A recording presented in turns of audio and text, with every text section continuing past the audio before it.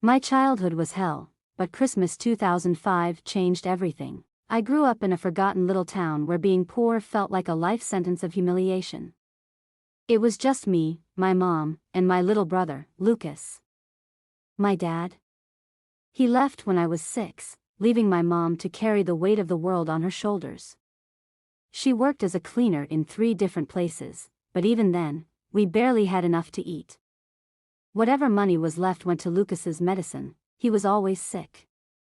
2005 was the worst year. Our bills were all overdue, and the landlord, Mr. Jorge, kept banging on the door demanding rent. On December 23, Lucas was worse than ever. He had a high fever, struggled to breathe, and my mom was desperate. We didn't have money for a hospital, so she said she was going out to fix things. She told me to look after Lucas and left in the rain without saying anything else. I stayed behind with my brother, trying to calm him down as he coughed non-stop. Hours passed, and my mom didn't come back. Then, around 11 p.m., someone knocked on the door.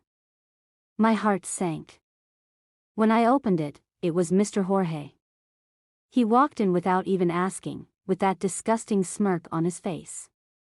He looked around the house like he already owned it and said, "Your mom made a deal with me. Now you're under my control." I asked what he meant, but he just shook his head and stepped closer, staring at me like I had no way out. A chill ran down my spine. Lucas started crying softly on the old mattress, and I knew I had to do something.